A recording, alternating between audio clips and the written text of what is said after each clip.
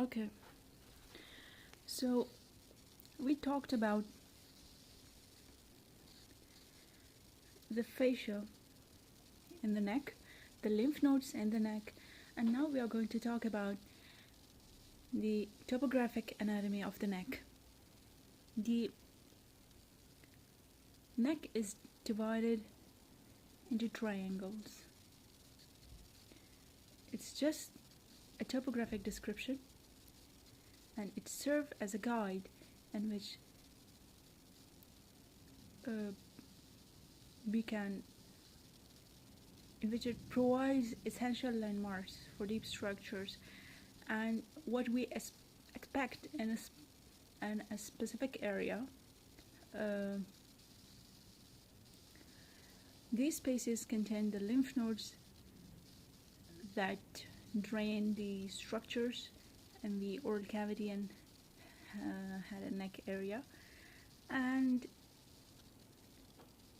so the anterior triangle is bounded by the anterior midline of the neck. This is the anterior midline of the neck. Okay? And the anterior border of sternocleidomastoid. This one border of this triangle is the anterior border of sternocleidomastoid, the second one as the midline, and the inferior border of the mandible.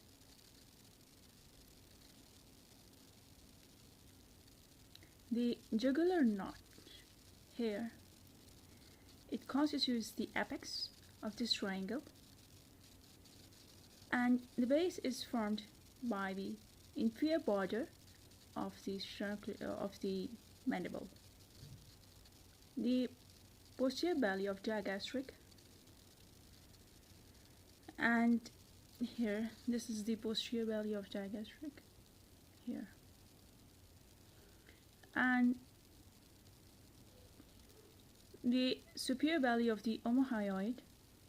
Here is the superior belly of omohyoid, this one, and it further divides the space into several smaller triangles. So the anterior triangle, which is bounded by the midline, the anterior border of sternocleidomastoid, the lower border of the mandible, is further divided into many other triangles. Number one is the submental triangle. All of these triangles are paired on both sides except the submental triangle. The submental triangle is unpaired. It's right around the midline. It's an unpaired space bounded on each side by the anterior belly of digastric muscle and inferiorly by the body of hyoid bone. The floor is formed by the mylohyoid. These are the fibers of the mylohyoid and the midline raphe of the mylohyoid. Within this space are present lymph nodes and fats. Okay, so this is one of the triangle. This is called submental triangle. It's an unpaired space bounded on both sides by the anterior belly of the digastric muscle, and the base is formed by the hyoid bone. The apex is formed by the inferior border of the mandible, and the floor is formed by the fibers of mylohyoid muscle and the midline raphe. The contents are the fats and the lymph nodes. The next is the submandibular triangle. It is limited on each side by the inferior border of the mandible, here, the anterior belly of digastric, and the posterior belly of digastric muscles. And the muscular floor of the submandibular triangle is formed from anterior to posterior. First of all is the mylohyoid. These are the fibers of mylohyoid. And then the hyoglossus behind it, and then the middle constrictor of the pharynx posteriorly. Below this is the stylohyoid muscle. Okay, the the fibers of the middle constrictor of the pharynx are hidden beneath this. Okay, so the mylohyoid muscle further divides this submandibular space. The mylohyoid is like a sheet. It further divides this triangle into supramylohyoid and inframylohyoid spaces. The supramylohyoid space contains the sublingual gland, which is not shown here, and the submandibular gland and a variable number of lymph nodes are contained within the infra. This is the submandibular gland. This is present in the submandibular triangle. And there are a number of lymph nodes either embedded in the capsule or above the submandibular gland and the inframylohyoid space. The lingual nerve and hypoglossal nerve and a part of facial artery and vein, the submental artery, all passes through this triangle. If I can find a picture for you. Okay, look at this. This one is much more clear. These are the fibers of mylohyoid, the anterior belly of digastric, the fibers of mylohyoid, the hyoglossus muscle is behind it, then is the stylohyoid muscle, and then is posterior to that the posterior border is made by the digastric muscle posterior belly, and the base is formed the base of this triangle is formed by the inferior border of the mandible. This is the submandibular gland, and some facial arteries, some lingual artery, hypoglossal nerve, and the lingual nerve all passes through this triangle. So this triangle is very important when we are going to perform a neck dissection.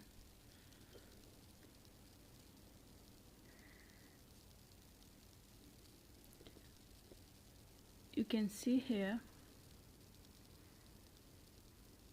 this facial vein goes into the submandibular triangle, drains the passes the submandibular. Here, if you can appreciate, this is the hypoglossal nerve. It passes above the hyoglossus muscle. These are the fibers of hyoglossus. Okay, so, and you can appreciate the lingual nerve, the lingual arteries, they pass in the supramylohyoid plane, but the facial vein and the hypoglossal nerve, the lingual nerve, and the facial artery and submental artery all passes in the inframylohyoid space.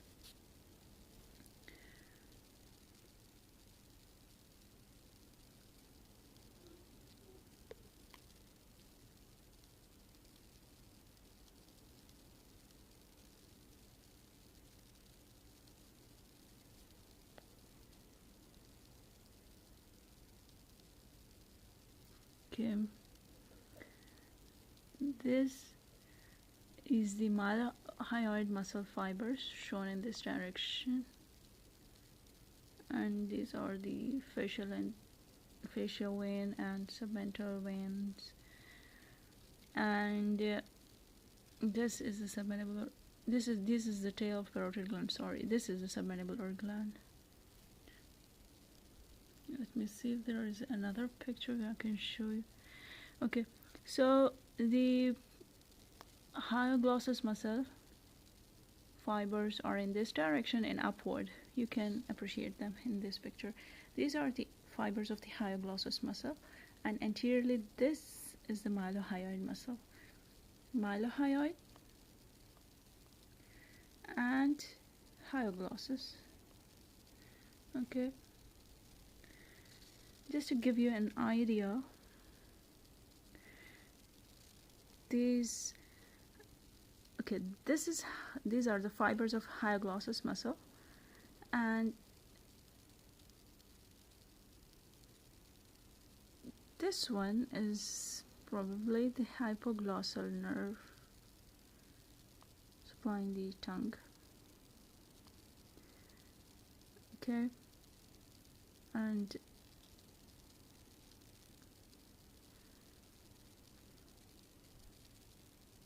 the mylohyoid is cut in this picture.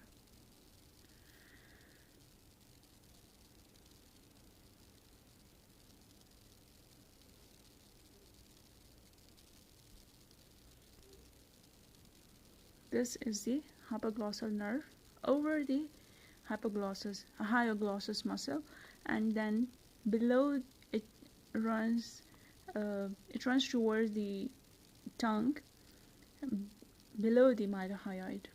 Okay, so I just wanted to give you an idea of how they look like.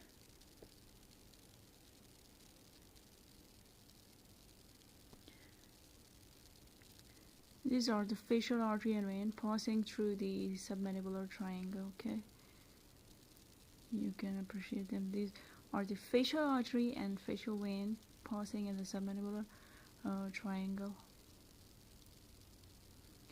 and you can appreciate here the hypoglossal nerve passing above the hyoglossus muscle and then goes deep to the mylohyoid muscle.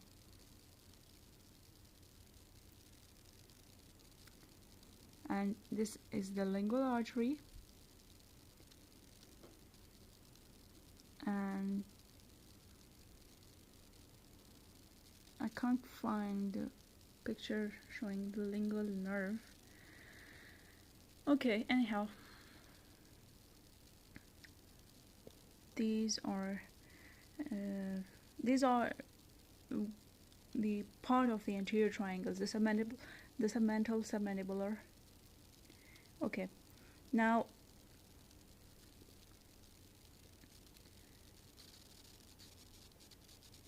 here these are other pictures showing this is the submental triangle bounded by two bellies of the anterior belly of the digastric muscle, the median raphe of the mylohyoid muscle. These are the fibers of mylohyoid.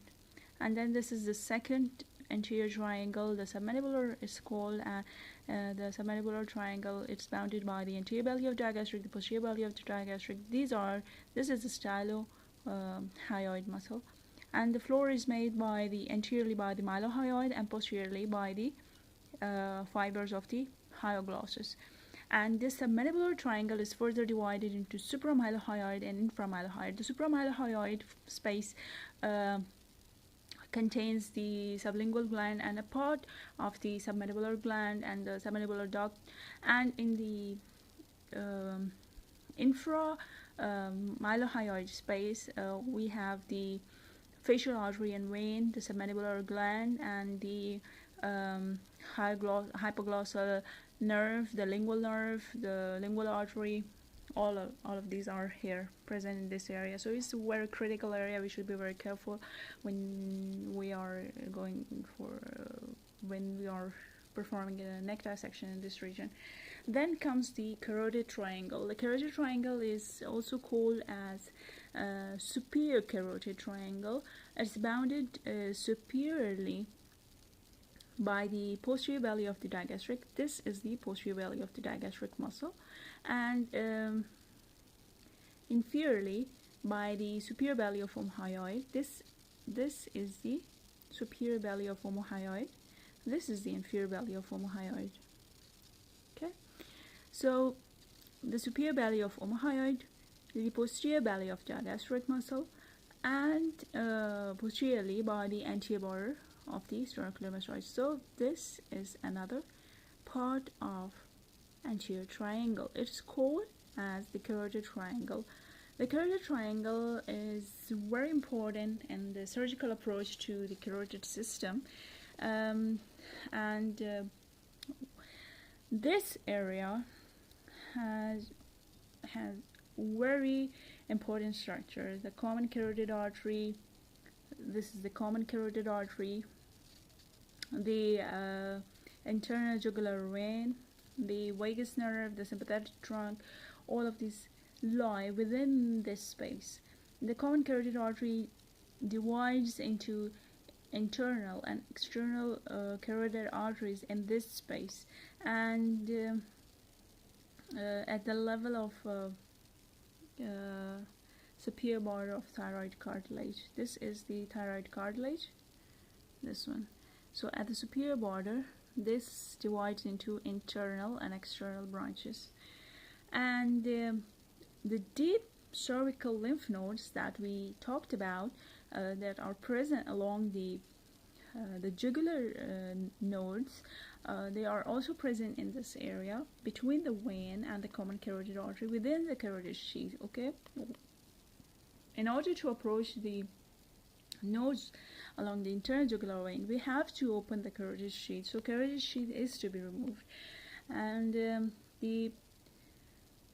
so this is one of the area you can appreciate it. The posterior border is formed by the posterior border is formed. Okay, I'm very sorry.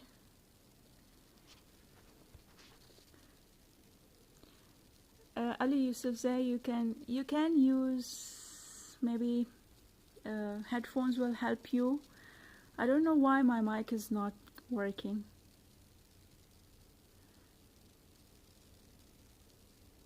Mic is not working, sorry, not mine. I'm so sorry.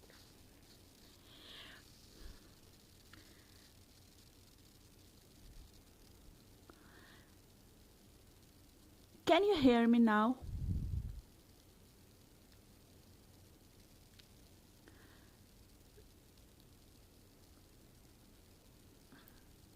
Hello? Okay, so we were talking about the carotid triangle. The one of the border is formed by the superior belly of the omohyoid here, and the another is formed by the anterior border of sternocleidomastoid and the posterior belly of digastric. So this is called as the carotid triangle. It includes major structures, very important structures. The common carotid artery, which further divides into internal and external carotid artery, the internal jugular vein, and the lymph nodes, the vagus nerve, the sympathetic trunk, all of these are included in this triangle. And then the fourth anterior triangle is the muscular triangle, the inferior carotid triangle. This one is the superior carotid triangle, and then we are talking about the inferior carotid triangle. It's usually called as the muscular triangle. It's bounded by the superior belly of omohyoid here and the anterior border of sternocleidomastoid here and the midline of the neck. Okay, so what are the contents? The contents are the strap muscles. And what are strap muscles? Strap muscles are few strap-like muscles in the neck, and some of them are shown here. This is the sternohyoid. This is the cricothyroid muscle. From the cricoid, where is it? This is sorry. The short one is the cricothyroid. This one is the sternothyroid, and to the sternum thyroid cartilage, and its continuation is the sternohyoid, and on the lateral aspect is the omohyoid. So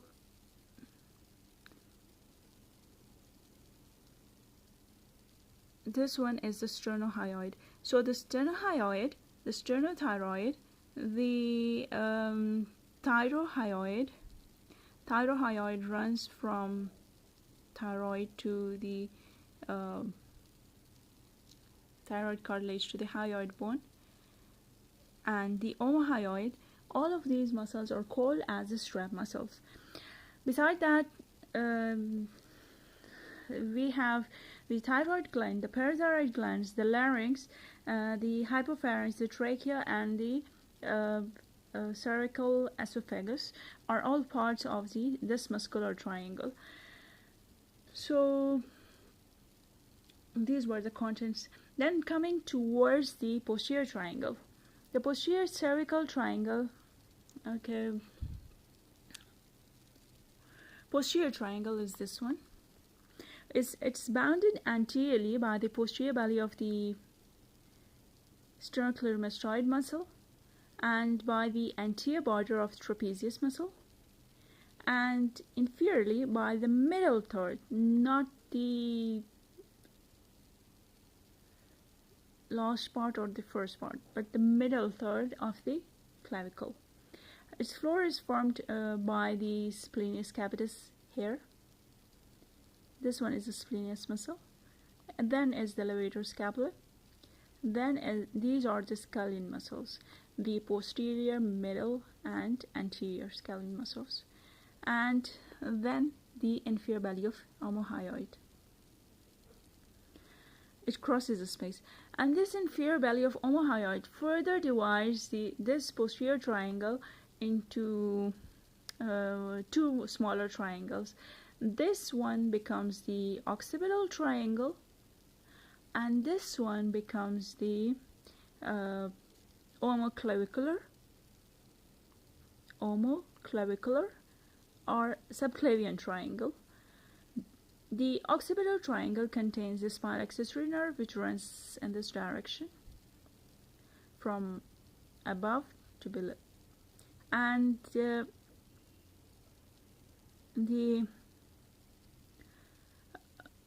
part of cervical and brachial plexuses, and the occipital artery crosses the upper part of this triangle. Occipital artery crosses here, and the omoclavicular triangle corresponds to the supraclavicular fossa here. So these were the triangles of the neck. This is the posterior triangle, further divided by the inferior belly of omohyoid into omoclavicular triangle or subclavian triangle and occipital triangle. The floor is formed by the splenius capitis, levator scapulae, and the three scalene muscles, the posterior, middle, and the anterior. The posterior border is formed by the trapezius, the anterior border is formed by the posterior border of sternocleidomastoid, and the base is formed by the middle part of the clavicle. Thank you so much.